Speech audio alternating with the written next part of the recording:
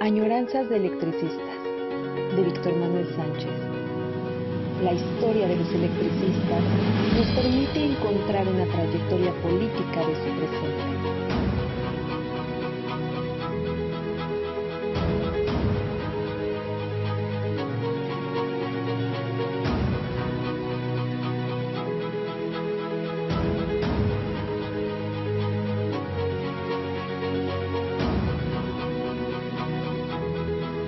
Comenzamos. En un lunes más de Añoranzas de Electricistas, vamos a, además de agradecer a Radio ESME, a Iván, que nos auxilian técnicamente, que con su trabajo logran que lleguemos al espacio de las ondas espaciales internauticas. Vamos a procurar ahora sí terminar con nuestro trabajo sobre el pensamiento agrario en México que escribió Ignacio Vázquez León.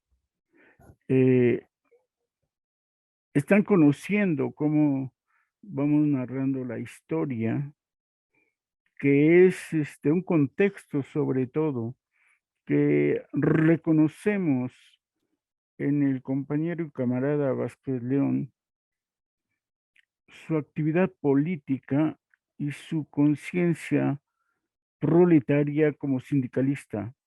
Un sindicalista del ESME, un cuadro político que trabajó para eso, que de alguna manera uno dice en su familia seguramente se trataban cosas de la Revolución Mexicana, porque él nace justamente, hemos dicho, en 1910. El impacto en la familia seguramente fue muy importante y por ello consideramos pues que ese ambiente estuvo impregnando la vida de este niño y joven. Llegaron a México en 1914 justo, o en 16, sea uno o en otro. En 14 están llegando los zapatistas a la capital de la República y en el otro estalla la huelga general del ESME. Y quiera que o no, el que la ciudad completamente se quedara sin electricidad impactó. Desconocemos en qué colonia haya llegado de niño y joven, pero le toca justamente el resplandor, la lucha más importante de los zapatistas en 1915 y su derrota. El triunfo de la burguesa de la Revolución Mexicana. En fin, es un momento que no podemos dejar de lado, sobre todo porque este niño, este joven, se va a convertir en uno de los mejores cuadros políticos del sindicato. Llega, trabaja, está con el comité central que tiene el poder político y es capaz a mitad de esa experiencia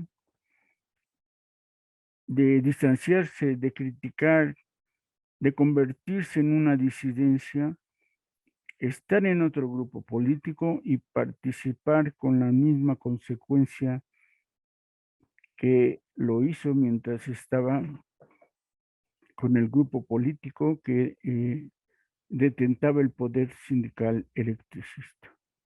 Entonces es una cosa descartable. Y les recuerdo que yo no estaba ahí revisando su artículo por esta razón. No. A mí lo que me impresiona es que en el sindicato pocos trabajadores militantes o sindicalistas del ESME escriben sobre el proletariado rural. sino ninguno.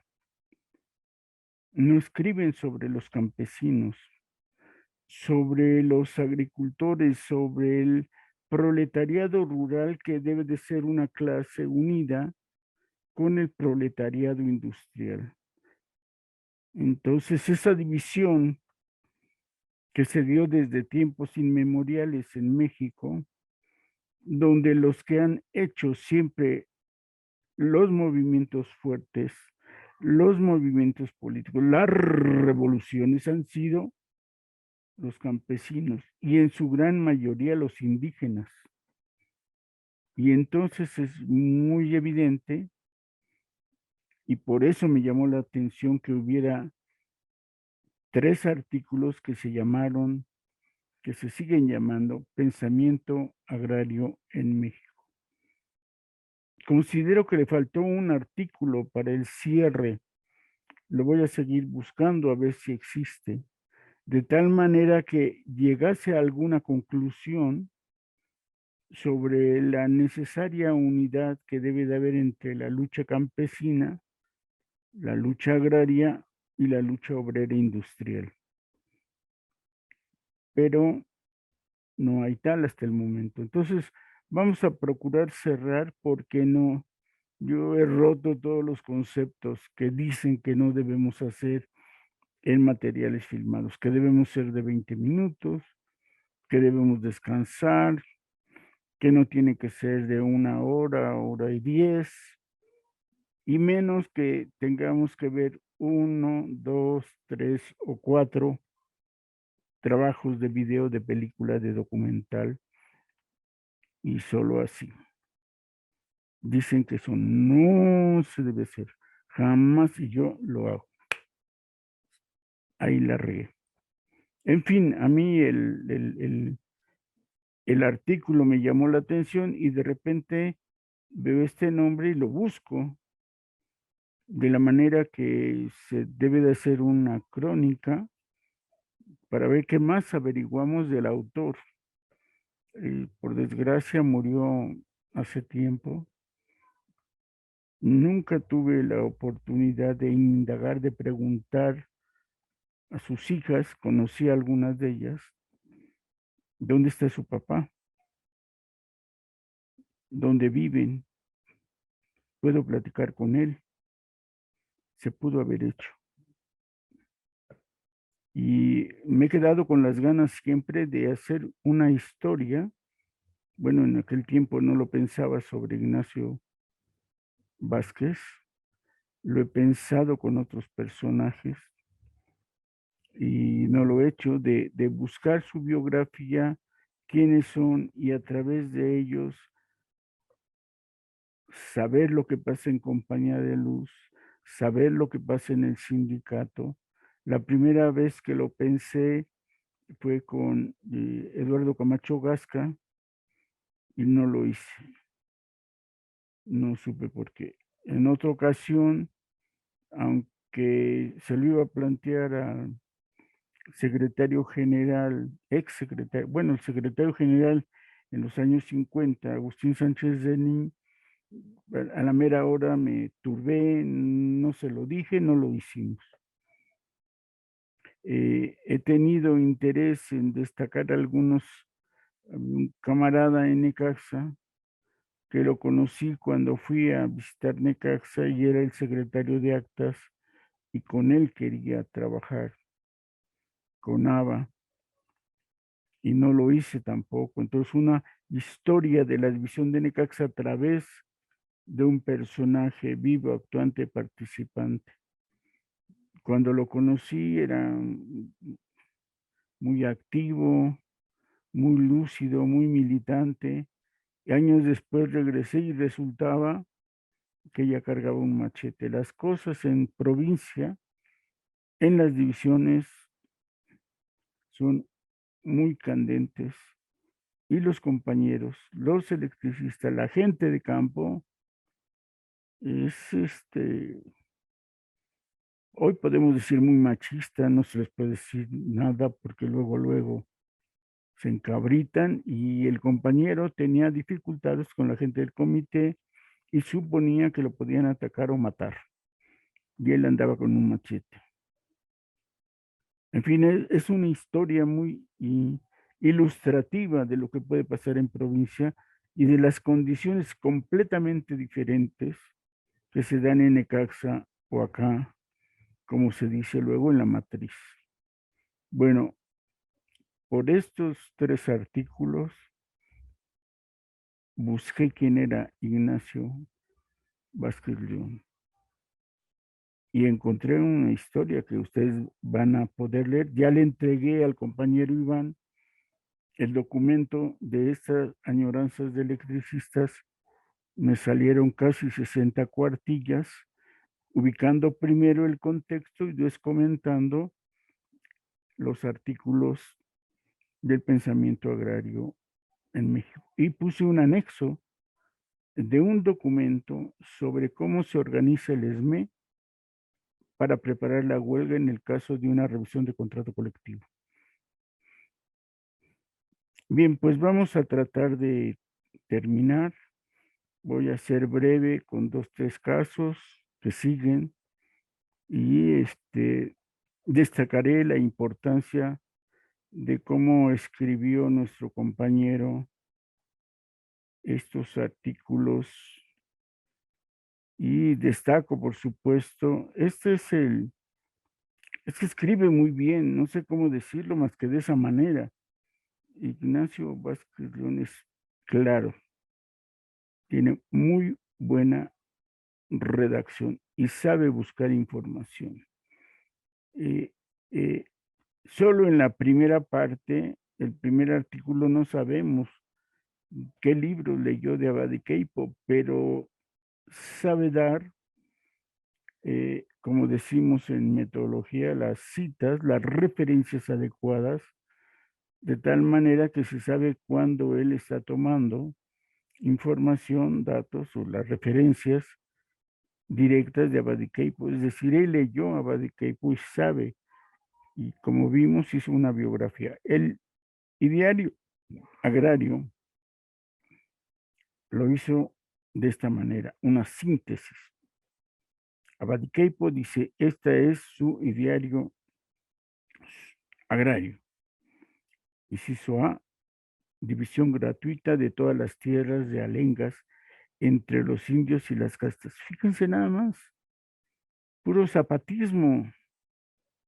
División de todas las tierras entre los indios y las castas, es decir, los más pobres, los más explotados, los más vilipendiados. B, repartimiento individual de todas las tierras de comunidades indígenas.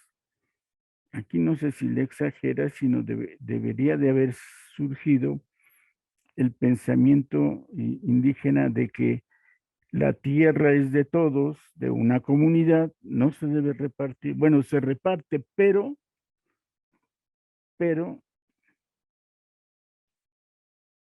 mientras la trabajas es tuya individualmente. Es decir, que si la trabajas la tierra es tuya y si no la trabajas hay que repartirla a otra persona. Bueno, igual él quiere repartir todas las tierras y quiere repartir también las tierras de las comunidades. C, inciso C, expedición de una ley agraria a semejanza de las de Asturias y Galicia para la adquisición de tierras con plazos de 20 a 30 años, que permitiera la apertura y labor de las mismas siempre y cuando permanecieran incultas y abandonadas por los grandes propietarios.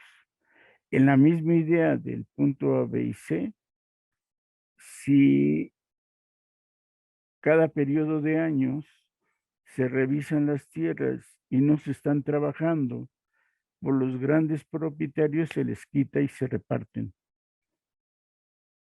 20 años se me hacen muchos, debería ser mínimo cada 10 años.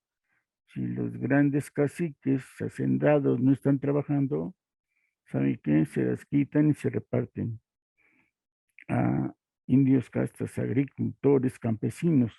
Inciso D, consideraba competentes para que conocieran de estos asuntos a los intendentes de provincia en primera instancia, con apelación a la audiencia del distrito como los negocios civiles.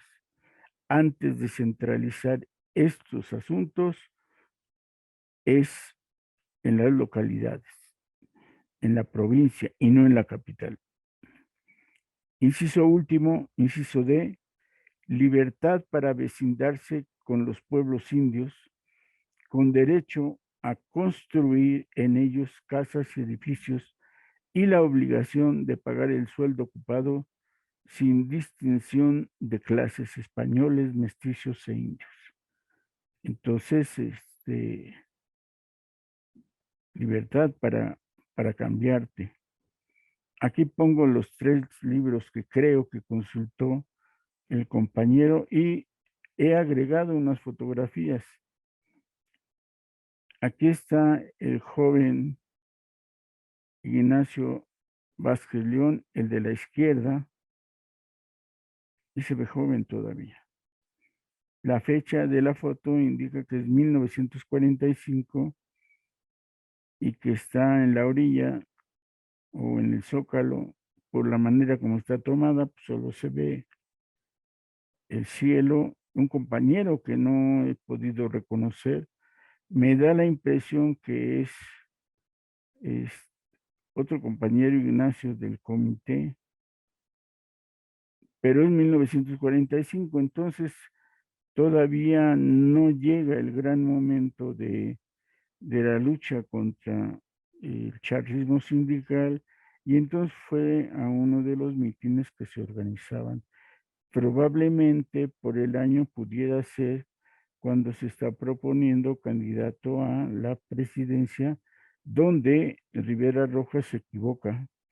Parece que oyó un rumor por allá en los pasillos del PRI y propuso una asamblea general extraordinaria para proponer en esa asamblea como candidato a la presidencia a Casas Alemán.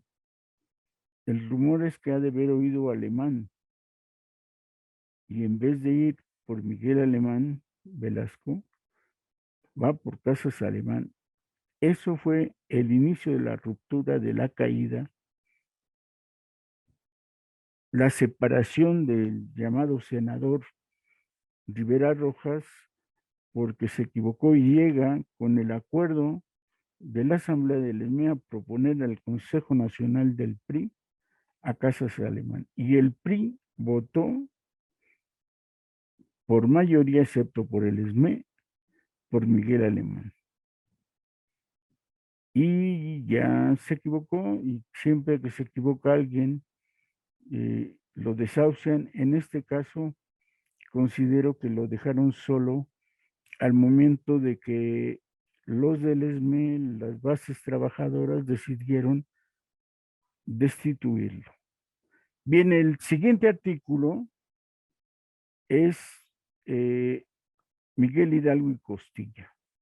Abadiqueipo es parte del pensamiento agrario de México y el siguiente es Miguel Hidalgo y Costilla. Es decir, hay un pensamiento agrario durante el virreinato de la Nueva España y el siguiente es justo para romper con el virreinato. Entonces, escribe el compañero de verdad muy claro. Leo este párrafo y me brinco al ideario agrario para tener suficiente tiempo de abordar estos temas. Pero vean cómo escribe. Causas que motivaron la Revolución de Independencia. Toda conmoción social tiene como origen principalmente los desajustes económicos que se engendran en los grupos humanos en determinado lugar de la Tierra. Con estos intervienen otros factores de carácter secundario, que todos unidos, es decir, hay, como diría, no les voy a decir quién, pero bueno, como diría un camarada, la contradicción principal son los ajustes económicos, pero a su vez vienen otras contradicciones que ambos en su totalidad, como dice él, todos unidos contribuyen a la agudización del problema que se ha presentado hasta colocarlo en un estado de saturación tal que se precipita en un movimiento armado por el choque de las dos fuerzas.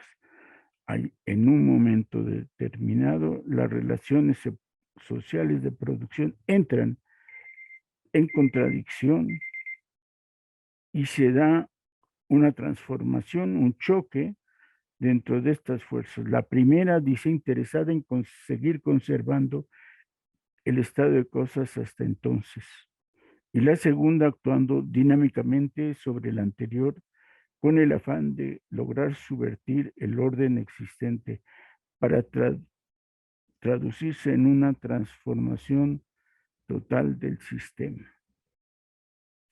Yo diría, no diría varias cosas, pero es esta relación dialéctica.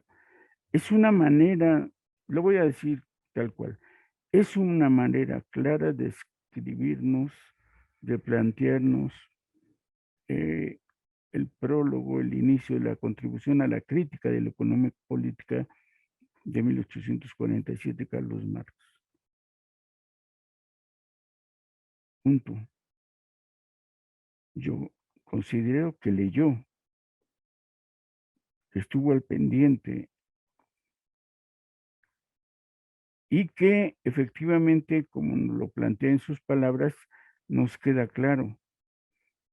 Es Marx porque digo lo siguiente, el siguiente renglón dice, los sacudimientos que ha sufrido la humanidad a través de la historia no son meras coincidencias, ni caprichos de los hombres.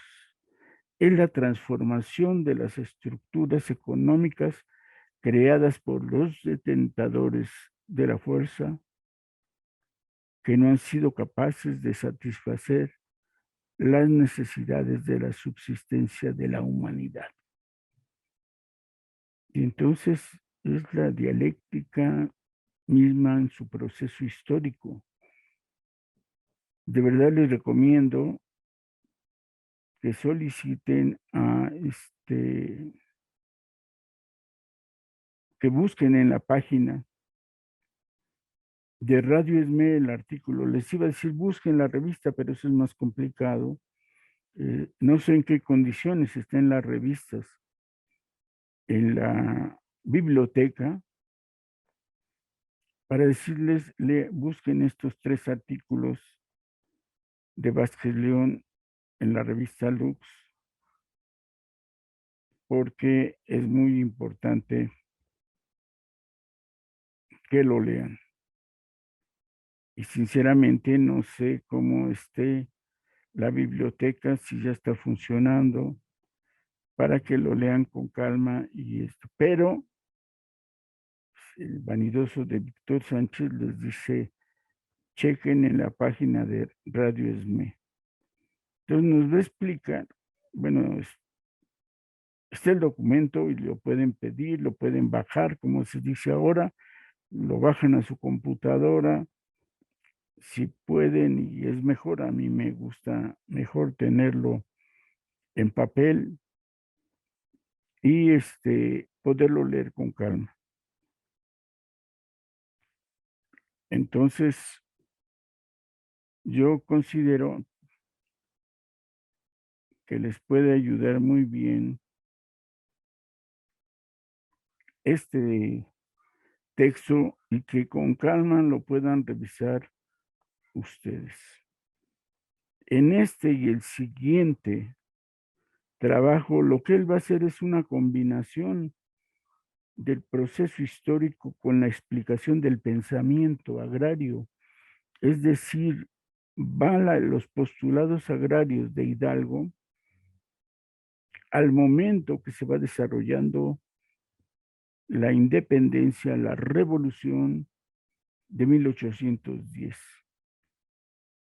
Por ejemplo, dice aquí, La rebelión de 1810 no podía subtraerse al principio lógico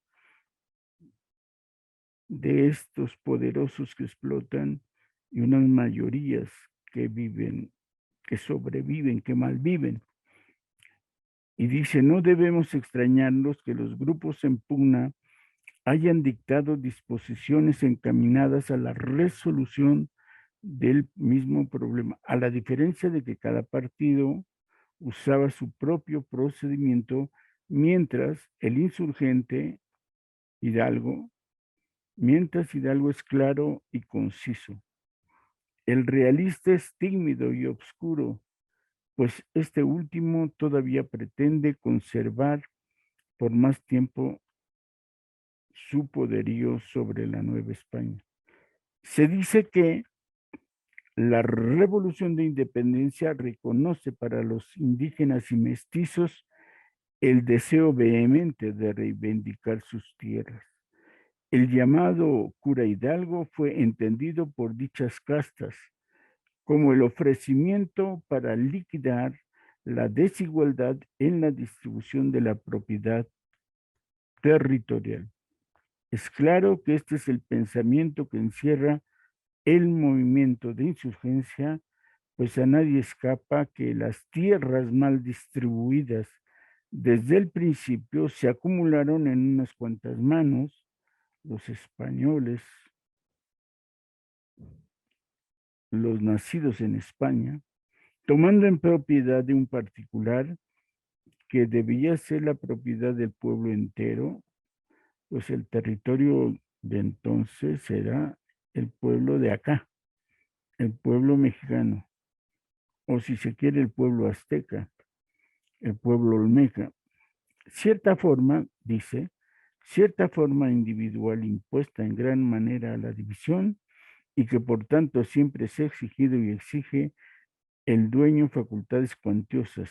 Si a esto agregamos el diezmo y la alcabala que se pagaba, sin deducir costo alguno de todos los productos de la agricultura, son dos castigos, dice, pesadísimos, que no dejaban respirar al labrador y que en muchos años en que el fruto no equivalía a los costos, consumían los dos su capital y todo su trabajo.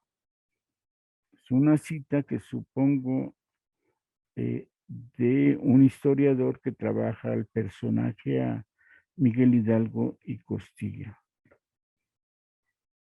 Las disposiciones del gobierno colonial, para que quede claro cómo sometían a indígenas y mestizos, decía, en cuanto al repartimiento de tierras y aguas, es igualmente nuestra voluntad, tome las más exactas noticias de los pueblos que tengan necesidad de ellas y con arreglo a las leyes, a las diversas y repetidas cédulas de la materia y en nuestra real y decidida voluntad, procediendo inmediatamente a repartirlas con el menor juicio que sea posible de tercero y que en la obligación de los pueblos de ponerlos sin la menor dilación al cultivo.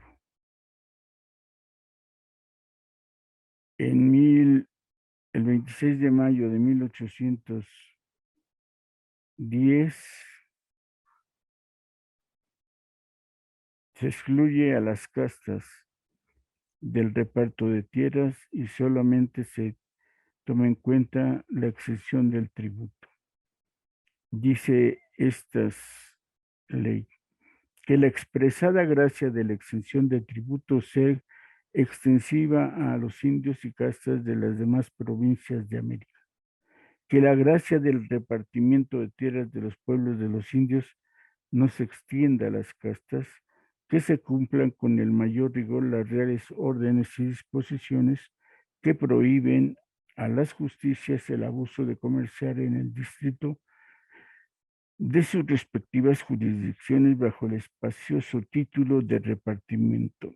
Nos está indicando aquí que se intentó por el virrey de modificar un poco la situación de indios y castas, pero que el abuso pleno de los originarios y de los criollos, en realidad abusaban, no cumplían este tipo de leyes que se están aplicando ya sobre la época. Y entonces, ante la propuesta del virrey de mejorar las cosas, no se cumple. Entonces, en esta nueva cita dice: los clamores que se levantan por las vejaciones de las alcabalas y la decadencia de la agricultura, de la industria y de la ganadería, daños que se resentían en la provincia de Coahuila, la sustitución de las odiosas alcabalas por un impuesto de la renta, el fomento de la agricultura y la ganadería con la mercedación de las tierras realengas a individuos que estuvieran en actitud de hacerlas producir, y el fomento de la industria con el establecimiento de fábricas estimuladas por medios de extensiones adecuadas.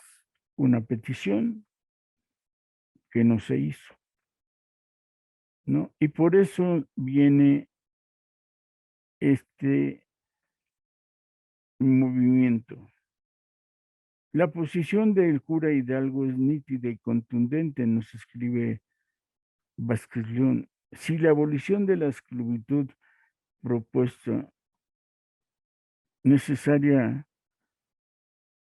a la independencia política fue decretada el 6 de diciembre de 1810, en cambio, los cimientos de la independencia económica ganan en prioridad, y se recuerda que un día antes, el 5 del propio mes y año, con certera visión expide el decreto modular para la cuestión agraria. Si bien es cierto que el citado ordenamiento tenía un alcance local y que iba dirigido a los jueces y justicias del distrito de esta capital de Guadalajara, es necesario considerar que su campaña guerrera fue, además de precipitada, improvisada, azarosa y llena de contratiempos y atentados de poquísima duración, apenas 10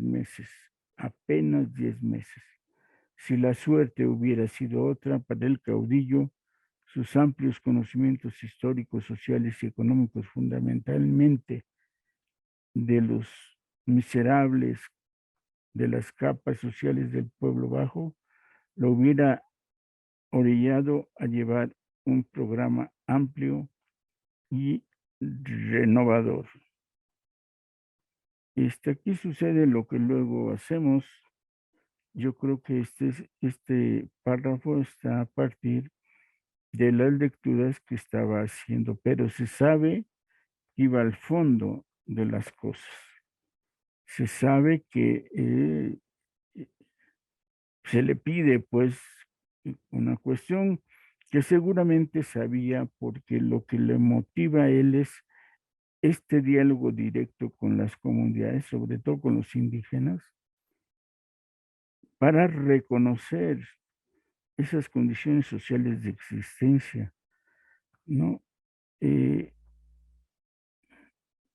Y bueno, sí, fue muy rápido y violento. Sin embargo, sabemos que las raíces de la independencia fueron profundas y la lucha continuó, y eso es lo llamativo. A partir o a pesar de la ausencia de Miguel Hidalgo, las cosas por la lucha, por mejorar la existencia de estos plebeyos, de esta gente de lo más miserable de existencia, continuó. Dice: pretendía el ilustre patricio que se procediera de manera inmediata a la recaudación de las rentas vencidas hasta el día por los arrendatarios de las tierras pertenecientes a las comunidades de los naturales. ¿Para qué?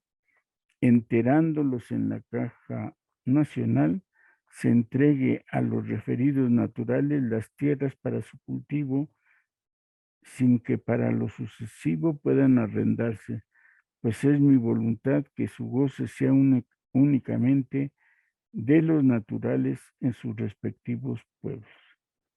Pues si no pagan las rentas, se les quita. Ah, y miren, aquí está el historiador de cabecera de Vázquez León, don Luis Castillo Ledón.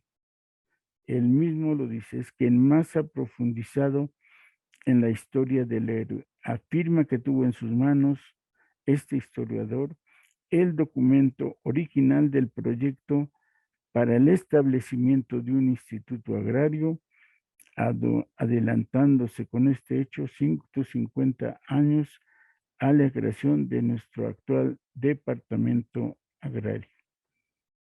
Entonces, este es el apoyo directo de Ignacio Vázquez León. Lean, busquen, quizá en libros de viejos, quizá en las líneas de Amazon se encuentren los libros sobre Hidalgo, precisamente, de Luis Castillo Ledón.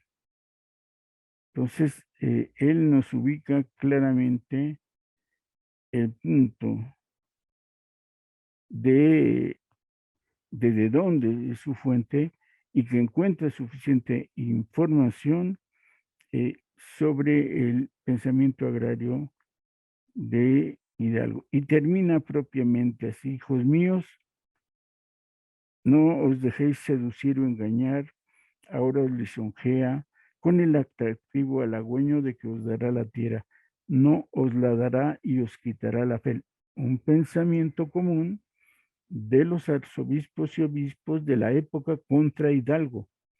No le hagan caso, es puro chisme, él no puede hacer nada, no les va a dar nada de tierra, no se puede. Pero a pesar de sus pensamientos, como sabemos, se hizo. Y después dice, si su causa no hubiera sido la causa del pueblo miserable, se hubiera dignado recriminarlo el obispo de Guadalajara, como se colige, como se entiende de la simple lectura de este párrafo. Y aún resta verlo y palparlo en la devastación y exterminio que amaga y debe producir entre los indios el designio del cura Hidalgo sobre querer entregar a los primeros las tierras y posesiones de este reino. Iba a repartir todo. Sobre la marcha lo estaba haciendo Hidalgo, declarando la emancipación, la desaparición de la esclavitud.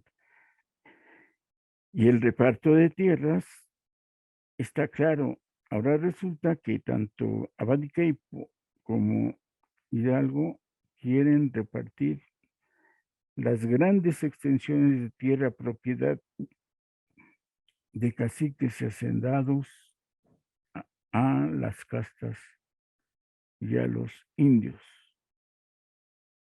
Sigue el siguiente artículo, el pensamiento agrario de México, Zapata.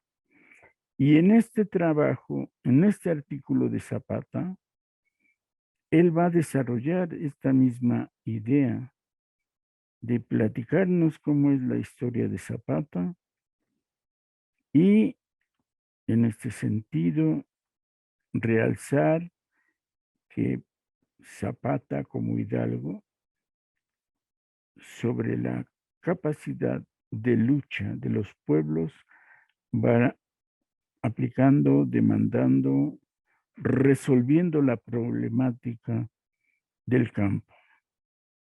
Dice así sobre Zapata: no cabe duda que uno de los hombres que le dieron realmente un contenido agrario a la Revolución Mexicana fue el inmortal Emiliano Zapata, quien viera por primera vez la luz del sol en 1877 en el pueblecillo de Anecacuilco del estado de Morelos, recibiendo las sonrisas de sus humildes padres, Gabriel Zapata y Cleofas Salazar.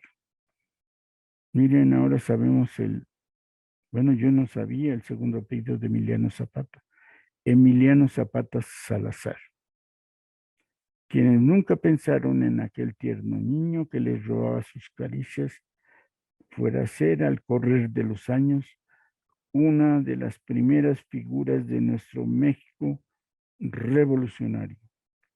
Esperaban que su nuevo retoño se dedicara toda su vida a las faenas del campo, a las que lo incorporaron a muy temprana edad, donde éste aprendió todos los secretos de la agricultura, pero además tuvo la oportunidad de observar de cerca las injusticias que se cometían con los campesinos por parte de los hacendados, quienes iban despojando poco a poco a los pueblos de sus propiedades comunales.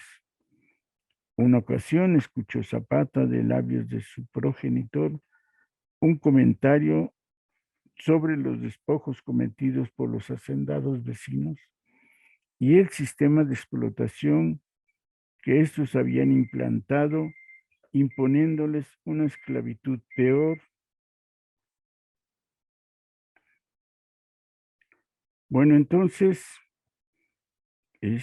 oyó eso de su papá y dice, al oír este angustioso comentario de parte de su padre, increpó a él y a las personas con quien estaban conversando, diciéndoles, ¿y por qué no se juntan todos ustedes los del pueblo y se apoderan de las tierras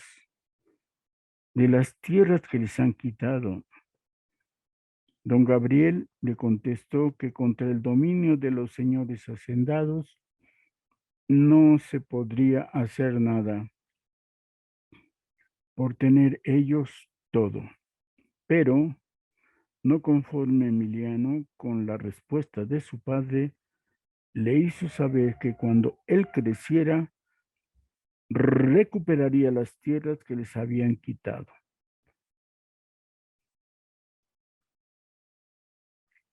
El carácter indómito le va a acarrear a Zapata dificultades con la policía del pueblo, por lo que a la edad de 20 años abandona su casa dirigiéndose a Jilotepec, donde trabaja como potrero durante un año, mientras su tío José Merino arreglaba con las autoridades de Nenecuilco para que no se le molestara, pudiendo así regresar con los suyos para dedicarse a sus labores agrícolas.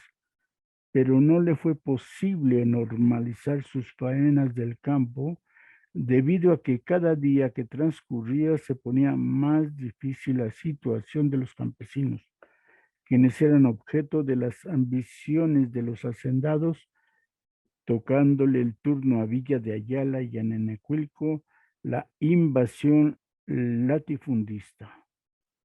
Pensaron los camaradas de Zapata que él era el más indicado para enfrentarse a los hacendados que invadían las tierras comunales y se hace cargo de la defensa de los derechos pisoteados.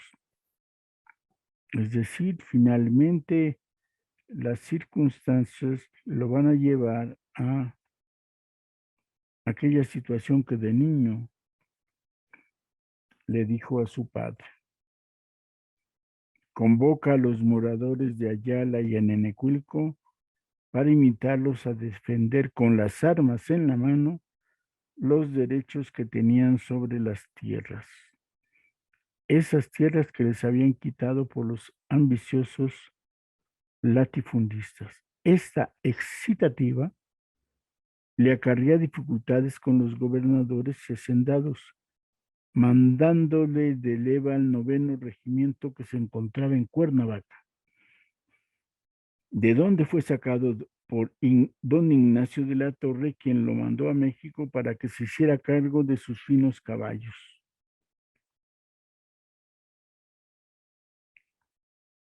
Lo obligan a irse a la Ciudad de México, pero aún así Zapata siente la nostalgia de su pueblo y de los suyos y se regresa con el propósito de reanudar los trabajos del campo, lo que no pudo realizar por la persecución que le hacían los caciques del pueblo, quienes lo odiaban por su manera de pensar.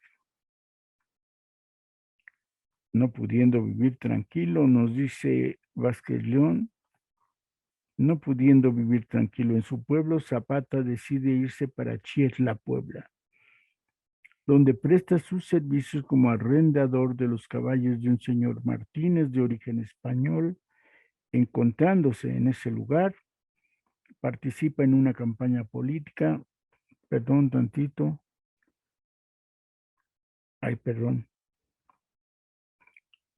eh, que postulaba a Pablo Escandón para gobernador del estado de Puebla, apoyando a Patricio Leiva, quien no pudo llegar a la gubernativa por causas obvias de imposición del centro. Zapata adquiere renombre por la participación en la campaña política.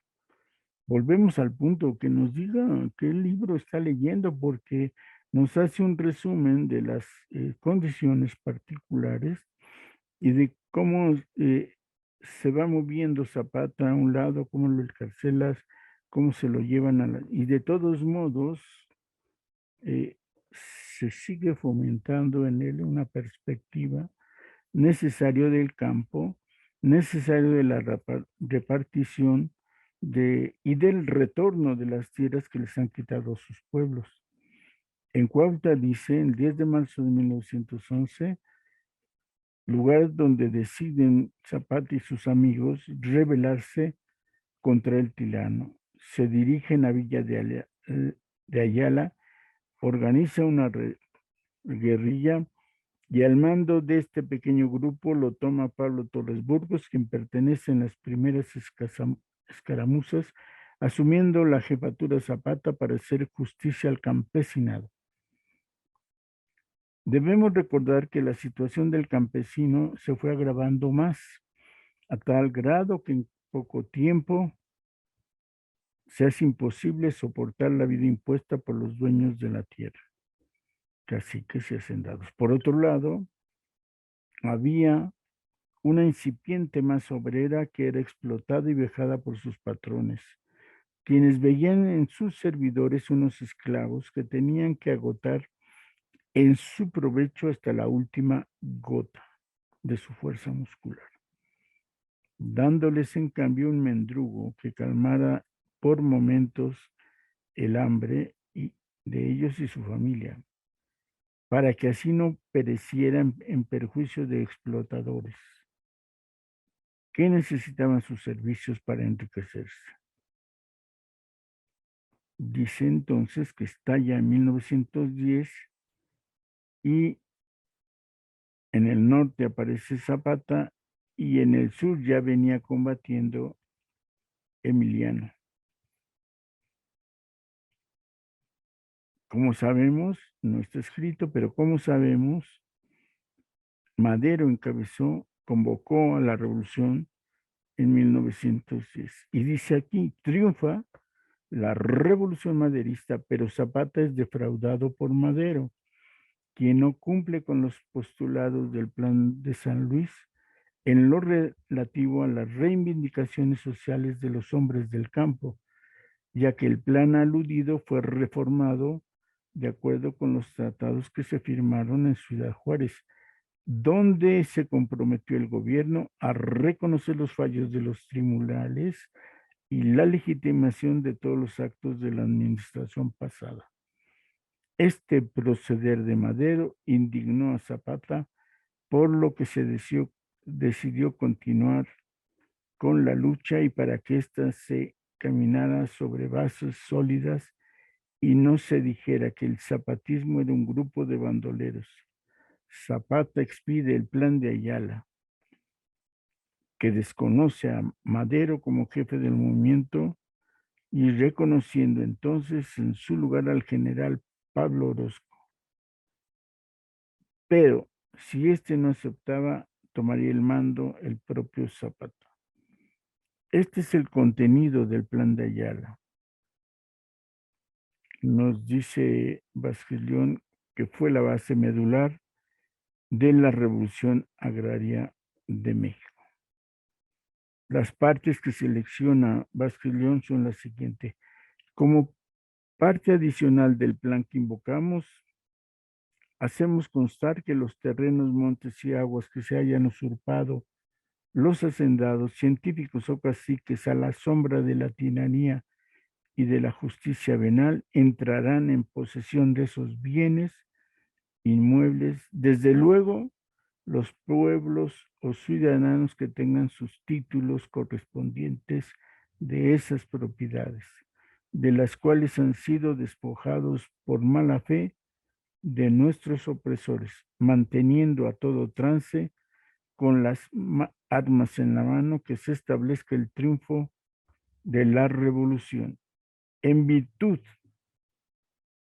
de que la inmensa mayoría de los pueblos y ciudadanos mexicanos que no son dueños del terreno que pisan, sufriendo los horrores de la miseria, sin poder mejorar su situación ni sus condiciones sociales, ni poder dedicarse a la industria o a la agricultura por estar monopolizada en unas cuantas manos, las tierras, los montes, las aguas.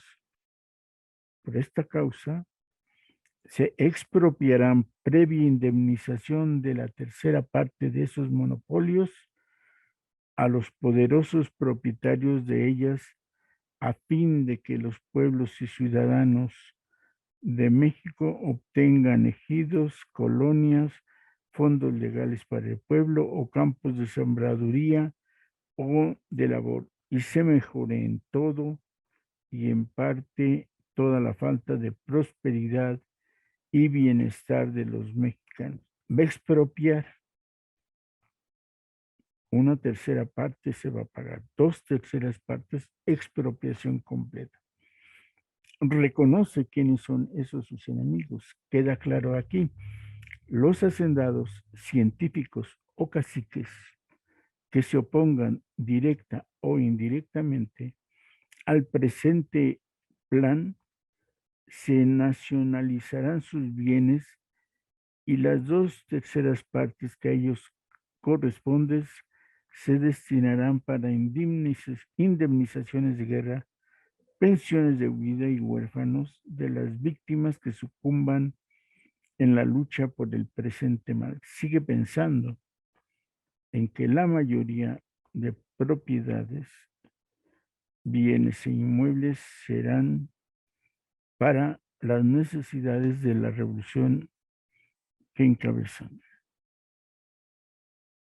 Dice, por supuesto, que se aplicarán las leyes de desamortización según convenga, pues de norma y ejemplo pueden servir las puestas en vigor por el inmortal Juárez a los bienes eclesiásticos que escarmentaron a los déspotas y conservadores que en todo tiempo han pretendido imponernos el yugo ignominioso de la opresión y del retroceso. Miren, está claro que Zapata era un estudioso de la historia y que checó las leyes que Juárez aplica para quitarles tierras, riqueza a los religiosos, de tal manera que se dedicaran los clérigos, padres y la iglesia solamente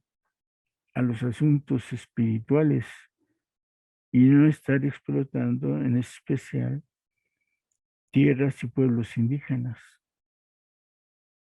Entonces, Madero dice, trata de convencer a Zapata, pero bien sabe Zapata que no va a cumplir las promesas hechas al estallar el movimiento armado y por eso es que pide al caudillo del sur el licenciamiento de sus tropas, es decir, que desaparezcan las tropas, que entreguen las armas, ofreciéndole a cambio, fíjense lo que ofrece Madero, una o dos haciendas de las mejores en el estado de Veracruz y un viaje a Europa. Es decir, confundir al enemigo diciéndole que ya habrá el momento para esas cosas, que mientras mejor se tranquilice, ¿no? Pero por supuesto, no, Madero nunca comprendió a Zapata y Zapata tenía clara su perspectiva para desarrollar una propuesta agrarista, una distribución de las tierras, y no entendían nada de esto Zapata. Digo, perdón, Madero.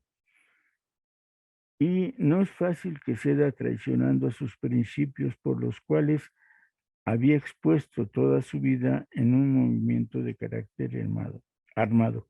Claro que para los que por azares del destino participan en el movimiento es fácil que quebrante sus promesas ofrecidas al pueblo, pero no así aquellos como Zapata, que entremezclan la idea y la carne formando un todo para nunca jamás separarlas. Por eso es que cuando se le pide que deponga las armas en beneficio de la patria, responde con claridad y entereza que está dispuesto a ello, pero siempre que se dé una ley agraria y se mejoren las condiciones del campo, es decir, que se distribuya la tierra. Nunca fue oída la propuesta de Zapata y justo por eso se convirtió en rebeldía. Según las fuerzas maderistas y después los carrancistas.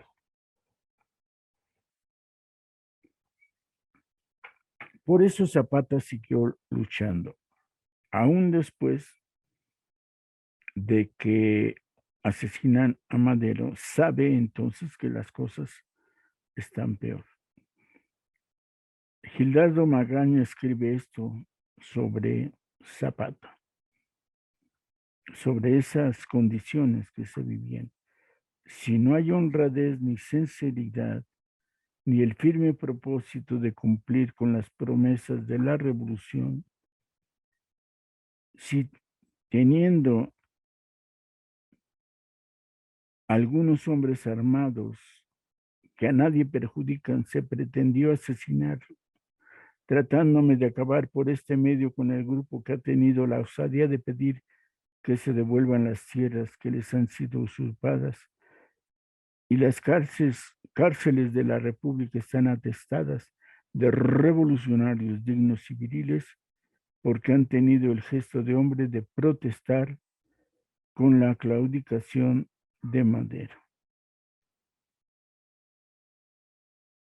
Tenemos que leer con calma, ese es el fondo del pensamiento agrario de Madero, el plan de Ayala.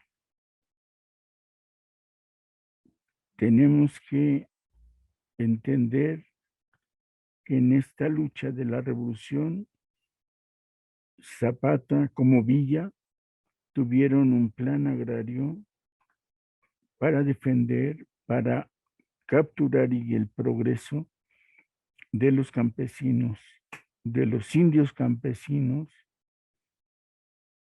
y del México más pobre, ¿no? Entonces, siempre este pensamiento agrario de Zapata fue practicado. Era una y la misma cosa.